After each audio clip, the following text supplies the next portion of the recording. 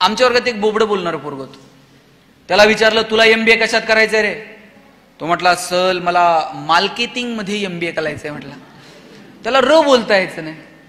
Sir म्हटले तुला नीट र बोलताय ना, तू मार्केटिंग मध्ये काय MBA करणार? तुझं बॅकग्राऊंड कॉमर्स आहे, तू फायनान्स मध्ये MBA कर.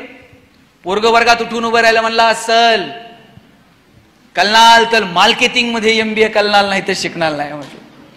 सर म्हटले तुला काय करायचे ते कर, आपण परीक्षा घेऊ, कुणामध्ये मार्केटिंगचं टॅलेंट आहे ते शोधू, त्यानं मार्केटिंग मध्ये MBA करावं. म्हटलं काय परीक्षा आहे? ते म्हटले आम्हाला सगळ्यांना 100 रामायणाच्या प्रती दिल्या आणि सांगितलं या रामायणाच्या प्रती बाजारात जाऊन विकून यायच्या. ज्याच्या सगळ्यात जास्त प्रती विकल्या जातील आपण समजूयात याच्यामध्ये मार्केटिंगचं टॅलेंट आहे, त्यानं मार्केटिंग मध्ये MBA करावं. आम्हाला वाटलं आम्ही बोलणारी पोर आहोत, 100 रामायणाच्या प्रती. तर परेशजींना म्हणलं चला एवढी घेऊन टाका तुमच्या संस्थेला, 100 प्रती विकायला काय लागतंय म्हटलं. आशा विकून येऊ बाजारात जाऊन. 8 दिवस बाजारात फिरलो, 9व्या दिवशी वर्गात आलो. सरांनी विचारलं गणेश 100 पैकी किती प्रती गेल्या? म्हणलं 4. राहुल 8, संतोष 10. मार्क मिळवणारी पोरं पण 20 पेक्षा जास्त प्रती कुणाच्याच गेल्या नाही. बोबडं बोलणारं पोरग मागच्या वाकावर बसायचं.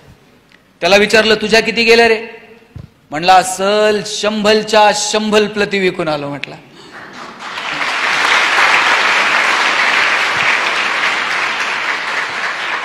सर म्हटले कोणती स्ट्रॅटेजी, कोणतं रेफरन्स बुक, काय केलं तू?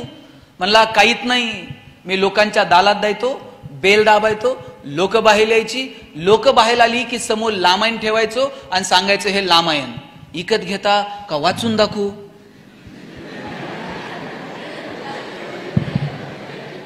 लोक म्हणायची वाचून नको दाखवू, तुझं रामायण विकत घेतो. बोबडं बोलणं विकनेस आहे का स्ट्रेंथ आहे? दाबून ठेवला असता तर स्ट्रेंथ ठरला असता का? नाही. आमच्या प्रत्येकात काहीतरी वेगळेपण आहे, फक्त ते वेगळेपण आम्हाला ओळखता आलं पाहिजे. ज्या दिवशी पोरांनो तुम्हाला तुमच्यातलं वेगळेपण सापडेल त्या दिवशी तुमचं जगणं सुंदर होऊन जाईल. शोधा तुमच्यामध्ये काय चांगलं आहे.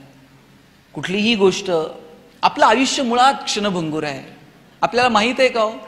मला सांगा, आपल्याकडे किती प्रॉपर्टी आहे हे सगळ्यांना माहित आहे, बरोबर? पण आपल्याकडे किती वेळ शिल्लक आहे हे कुणाला माहित आहे का?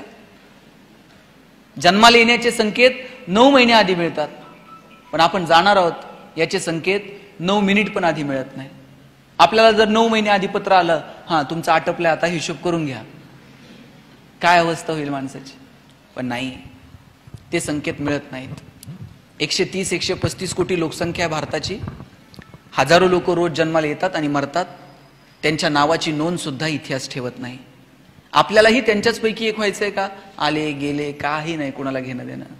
आपल्याला जर वाटत असेल की इतिहासानं आपल्या येण्याची आणि जाण्याची नोंद ठेवावी तर तसं कर्तृत्व आपल्याला करावं लागेल.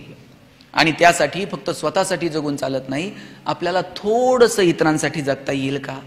मी म्हणत नाही तुमचं सगळं सोडा आणि इतरांसाठीच काम करत बसा, पण तुमच्या दारात जर पोरांनो बाग फुलून आली ना, त्यातली 2 फुलं इतरांना द्या. तुमचे सूर जुळून आले, 2 गाणी इतरांसाठी गा. तुमच्या दारात आभाळ भरून आलं, उंजळभर पाणी इतरांना द्या. आणि तुमची उंची जर आभाळाला टेकली तर अशाच मानावर करून बघू नका, थोडंसं खाली झुका. आणि जी माणसं मातीत मिसळतात त्या मातीत मिसळणाऱ्या माणसांना थोडं तरी वरती उचलून घेता येईल का? मला वाटतं याच्यासाठी प्रयत्न करा. तुमचे आई वडील तुमच्यासाठी टाळ्या वाजवतील, इतके मोठे व्हा. तुम्ही म्हणाल मोठे होण्याची काय व्याख्या आहे? किती मोठं व्हायचं? किती मोठं झालं तर आमच्या पुढे कोणतर असणारच आहे. आम्ही पहिले कधी येणार आहोत? तुम्ही पहिले कधी याल माहित आहे? जगाच्या स्पर्धेत मला माहित नाही तुम्ही किती वेळ याल, पण तुमच्या आई वडिलांच्या नजरेत तुम्ही हिरो झालात ना, समजायचं आपण पहिले आलो जगात.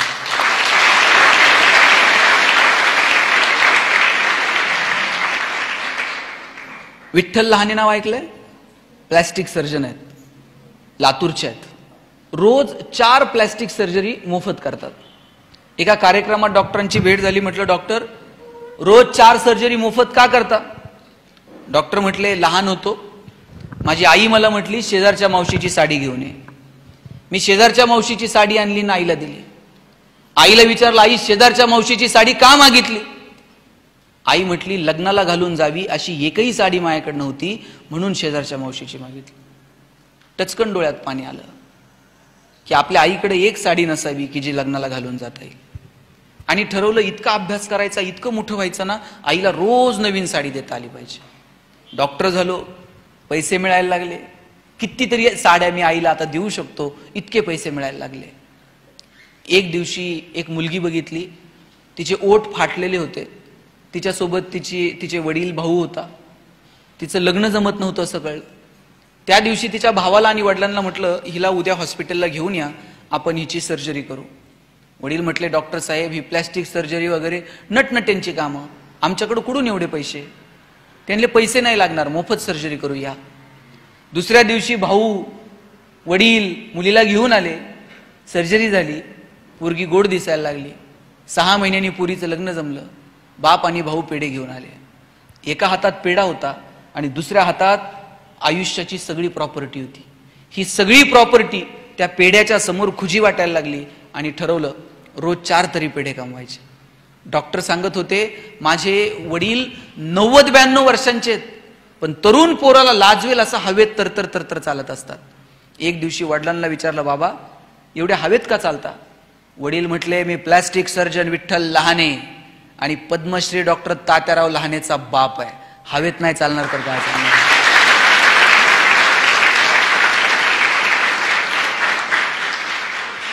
आपल्या बापाला आपल्याकडे बघून हवेत चालावं वाटलं पाहिजे अरे वा काय पुरीनं कर्तृत्व केलं, काय माझा पोरगा जन्माला आला.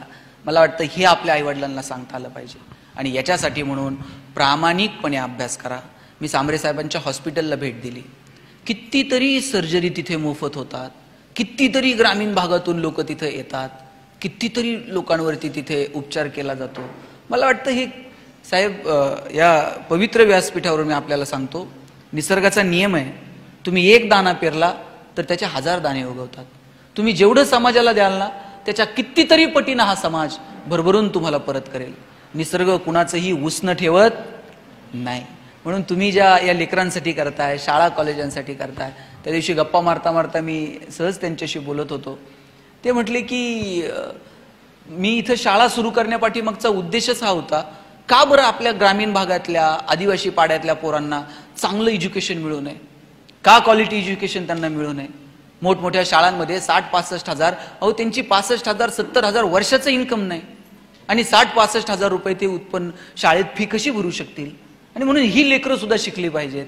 या पोरांना सुद्धा माणूस म्हणून घडण्याचा, मोठं होण्याचा अधिकार नाहीये का. ग्रामीण भागातली पोरं, ग्रामीण भागातली माणसं फार हळवी आहेत. पोरांनो तुम्ही लक्षात ठेवा, किती मोठे झालात ना, मी तुम्हाला एक किस्सा सांगून थांबतो, जास्त वेळ तुमचा घेत नाही. तुम्हाला काहीतरी समाजासाठी करता आलं पाहिजे. तुम्ही IAS झालात ना, 10 पोरांना सांगा कसा अभ्यास करायचा, त्यातलं एक पोरग जरी झालं तरी तुम्ही समाजासाठी काहीतरी करू शकलात. प्रत्येक वेळेस समाजाला द्यायला पैसेच लागतात असं नाही.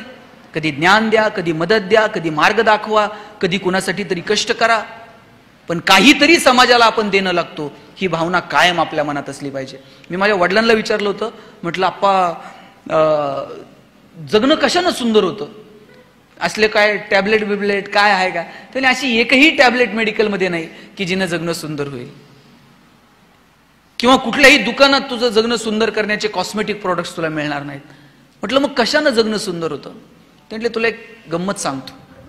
मला म्हटले तू एक यादी कर, ज्या लोकांनी तुला आतापर्यंत तुझ्या आयुष्यात मदत केली. मी यादी करायला घेतली. शाळेत असताना या मित्राच्या गाडीवर बसून सायकलवर बसून शाळेत जायचो. कॉलेजला आल्यानंतर या मित्राच्या वडिलांनी मला फीला मदत केली.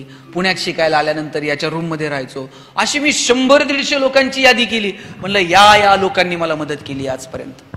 वडील म्हणले अरे वा, ती माणसं तुला अजून आठवतात की ज्यांनी तुला मदत केली आहे, याचा मला हेवा वाटतो. म्हणले आता दुसरी यादी कर. म्हणलं दुसरी यादी काय. म्हणले तू आतापर्यंत किती लोकांना मदत केली त्याची एक यादी कर.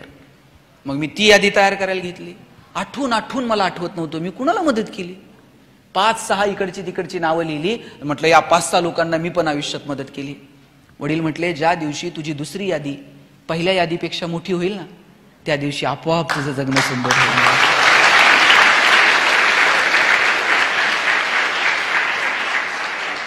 आज तुम्हाला मदत करायला ही माणसं आहेत की नाही. तुम्हाला जिथं गरज लागेल तिथं तुमच्या पाठीशी माणसं उभी आहेत. उद्या तुमची दुसरी यादी वाढली पाहिजे तुम्ही मोठे झाल्यानंतर, याच्यासाठी मनापासून प्रयत्न करा, त्यासाठी मनापासून शिका. छोट्या छोट्या गोष्टींचा आनंद घ्या, मोठी स्वप्न बघा, भन्नाड जगायचं, टेन्शनमध्ये राहायचं नाही. आलेला क्षण परत मिळतो का? गेलेला क्षण परत मिळणार आहे का? जे क्षण आहेत ते आनंदानं जगायचे. आणि तुम्ही तर शाळा कॉलेजातले दिवस तर याच्यासारखे दिवस परत नाही. बेंच आहेत की नाही आता शाळेत तुम्हाला? कॉलेजमध्ये किती जण बसताय एका बेंचवर? 2, 3. आम्ही 3 जण एका बेंचवर बसायचो आणि मग कर्कटकनं रेषा मारून जागा वाटून घ्यायचो. तुम्ही करता की नाही? तुझा हात इकडं का आला, तुझं दप्तर तिकडं काय गेलं. शेवटच्या दिवशी मला माझ्या बाईंनी उभं केलं आणि म्हटल्या, राजा बेंच इथंच राहणार आहे, तुला फक्त वर्ग सोडून जायचं. वाक्य छोटं होतं पण आयुष्यभर मनावर कोरलं गेलं. बेंच इथंच राहतो, आपल्याला सगळं सोडून जावं लागतं. माईक चांगला आहे, मला घरी घेऊन जाता येईल का? हा नाही म्हणते ते, घरी घेऊन नाही. आत्ता मी बोलतोय, उद्या या माईकवर दुसरं कुणीतरी बोलेल, परवा तिसरं कुणीतरी बोलेल. तुम्ही ज्या खुर्च्यांवर बसलाय त्या अजून 5 मिनिटं तुमच्या, 5 मिनिटानंतर कुणीतरी ते भरून गाडीत टाकून घेऊन जाईल. उद्या दुसरं कुणीतरी त्या खुर्च्यांवर बसेल. आपण कुणीच मालक नाही होत, लक्षात घ्या. आपण सगळे विश्वस्त आहोत, ट्रस्टी आहोत. सांभाळायचं, पुढच्या कुणाच्या तरी हातात द्यायचं आणि निघून जायचं. आपण कुणीही मालक नाही होत. म्हणून पुढच्या लोकांना त्याचा आनंद वाटेल असं कर्तृत्व आपल्याला निर्माण करता येईल का? मला वाटतं याच्यासाठी प्रयत्न करा. लक्षात घ्या, मानवजातीचा इतिहास नावाचं एक पुस्तक आहे, तुम्ही वाचा मुलांनो. परत भालचंद्र नेमाडेंचे हिंदू वाचा. अनेक पुस्तक आहेत. किमयागार वाचा, अच्युत गोडबोलेंनी लिहिलेलं. चांगली पुस्तकं तुम्ही वाचली पाहिजेत. शाळेत लायब्ररी आहे ना, लायब्ररीतली अवांतर पुस्तकं आणली पाहिजेत, वाचली पाहिजेत. सिलेबसच्या थोडं पलीकडे जाऊन विचार करावं. तुम्ही फक्त सिलेबसमध्ये अडकलेले आहात आणि ते पण मार्कांसाठी. शिवाजी महाराज 4 मार्काला, संभाजीराजे 5 मार्काला, तुकाराम महाराजांचा अभंग अवघड आहे, ऑप्शनला टाकू पोरं म्हणले. परवा तर 10वीतला एक वर्ग मला विचारत होता, सर यावर्षी मराठीच्या पेपरला ज्ञानदेव पडणार आहेत का तुकाराम पडणार आहेत? म्हटलं हे पडतील कसे ज्यांनी महाराष्ट्र उभा केला. सगळंच कसं मार्कांसाठी असेल? थोडंसं मार्कांच्या पलीकडे जाऊन आपल्याला शिकता येईल का याचा विचार करा. आयुष्यातल्या छोट्या छोट्या गोष्टींचा आनंद घ्या. आणि शिक्षक आहेत का इथे? शिक्षक कुणी आहेत का? 2-4 जणच आहेत. जे कुणी शिक्षक इथं उपस्थित आहेत त्यांना शेवटचे 2 मिनिट सांगतो. ताई, आता घरी दूधवाला येतो का नाही दूध द्यायला? आता तुम्ही पिशवीतला आणत असाल, पण पूर्वी दूधवाला यायचा दूध द्यायला, येतो ना? हा, मग दूधवाला ज्यावेळेस ते माप टाकतो त्यावेळेस तुमचं लक्ष कशाकडे असतंय? त्याच्या मापाकडे. त्यातलं त्यात तुमचं लक्ष पहिल्या मापाकडे नसतं, त्याच्यानंतर ते वरतून एक खुशीनं एक धार होतं बघा, आपलं लक्ष त्या धारेकडे असतंय. पहिलं माप तर त्याच्या बापाला ओतावं लागणार आहे पैशाच्या बदल्यात, पण नंतर ते वरतून एक फुकटची धार टाकतं, आपलं लक्ष त्याच्याकडे असतं. माझं सगळ्या शिक्षकांना सांगणं आहे, सिलेबस तुम्हाला कंप्लीट करावा लागणार आहे की नाही? परीक्षा घ्याव्या लागणार आहेत की नाही? शासनाच्या संस्थेच्या परिपत्रकानुसार काम करावं लागणार आहे की नाही? करावं लागणार आहे. पण या सगळ्याच्या पलीकडे जाऊन या लेकरांसाठी काही वेगळी धार आपण ओततो का? सिलेबसच्या पलीकडे जाऊन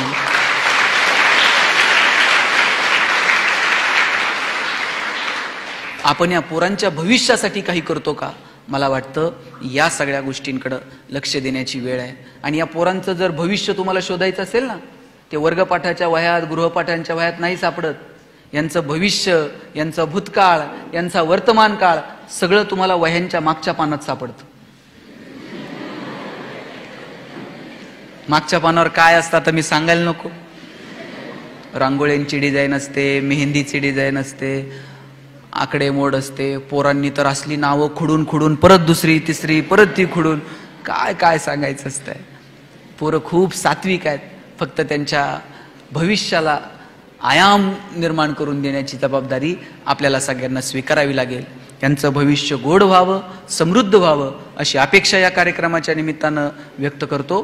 सांबरे साहेब, मला इथं आपण बोलवलं, या सगळ्या मुलांशी संवाद साधायची संधी उपलब्ध करून दिली, त्याबद्दल मी आपले मनापासून आभार मानतो.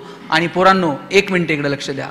Information and knowledge, these both concept are different from each other. तुम्ही माहितीला ज्ञान समजायची गल्लत करू नका. माहिती संकलनाच्या नादात ज्ञानापासून दूर जाऊ नका. माहितीचं ज्ञानात रूपांतर कसं करायचं हे ठरवा. तुमच्याकडं काहीतरी कॉमन सेन्स असला पाहिजे, त्याचा विचार करा. मी एक जणाला ती गोष्ट सांगितली ससा आणि कासवाची, आणि म्हटलं बघ ते ससा झोपला आणि कासव जिंकलं. म्हटलं हो मामा, ही किती दिवस झाले मी ही गोष्ट ऐकतोय. म्हटलं मग एवढे दिवस ही गोष्ट ऐकतोय, याच्यातून तू काय शिकला? म्हणला मी एकच शिकलो, रेस हारली तरी चालेल पण दुपारची झोप चांगली व्हायला पाहिजे. म्हणला कॉमन सेन्स नाही. म्हणून अवांतर वाचा, चांगल्या लोकांना भेटा, चांगल्या माणसांशी गप्पा मारा आणि त्यातून भविष्याचा वेध घ्या. एवढा विचार व्यक्त करतो आणि थांबतो. जय हिंद, जय महाराष्ट्र.